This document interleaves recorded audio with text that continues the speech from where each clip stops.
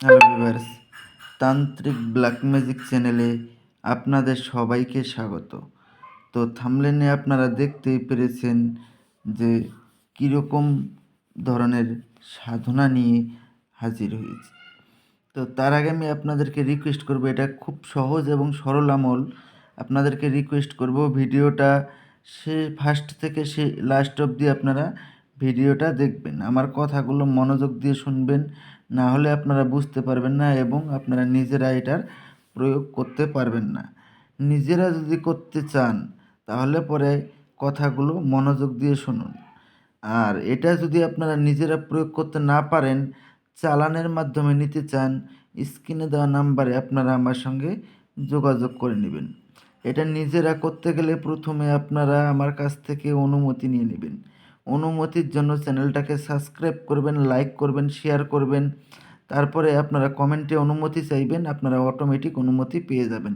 আমি যদি কমেন্টে রিপ্লাই দিতে পারি তো দিলাম, আর যদি নাও পারি, আপনারা লাইক কমেন্ট শেয়ার সাবস্ক্রাইব করার সঙ্গে সঙ্গে অটোমেটিক আপনারা অনুমতি পেয়ে যাবেন।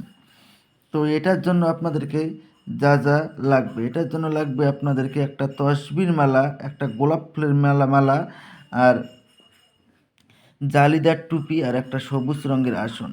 এই কয়েকটা জিনিস আপনারা একত্র সংগ্রহ করে নেবেন। সংগ্রহ করে নেওয়ার পরে আপনাদেরকে সাধনার প্রস্তুতি নিতে হবে।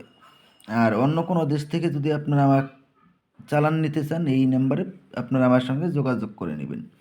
আর যারা আমাকে দিয়ে কাজ করাবেন শুধু তারাই আপনারা আমার সঙ্গে যোগাযোগ করবেন। আমার আরও একটা চ্যানেল রয়েছে, পরীর রাজা পরিচালন চ্যানেল। তো একটা দোয়া স্ক্রিনে দিয়ে দিয়েছি, লক্ষ্য করে নিন।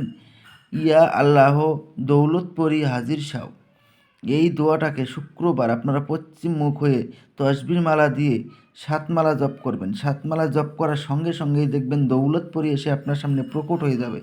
যখন পরি এসে আপনার সামনে প্রকট হবে, পরীর গলায় আপনারা গোলাপ ফুলের মালা পরিয়ে দেবেন। পরী গোলাপ ফুলের মালা স্বীকার করার সঙ্গে সঙ্গে ও আপনার বশ্যতা স্বীকার করে নেবে। তারপরে আপনারা ওনাকে বলবেন যে আমার কাছে আপনাকে 3টি শপথ করতে হবে। প্রথম শপথ, আমি তোমাকে যা আদেশ করিব তার সঙ্গে সঙ্গে পালন করিতে হবে। দ্বিতীয় শপথ, আমার অনুমতি ছাড়া তুমি কোথাও যেতে পারবে না। তৃতীয় শপথ, আমি তোমাকে যখনই স্মরণ করিব তখনই আমার সামনে এসে প্রকট হতে হবে। এই 3টি শপথ করার ফলে ও আপনার আজীবন বশ্যতা স্বীকার করে নেবে এবং আপনার আদেশ অনুযায়ী চলবে। তারপরে আপনারা ওনাকে বলবেন যে আপনাকে কী নামে ডাকলে পরে আপনি আমার সামনে এসে প্রকট হবেন।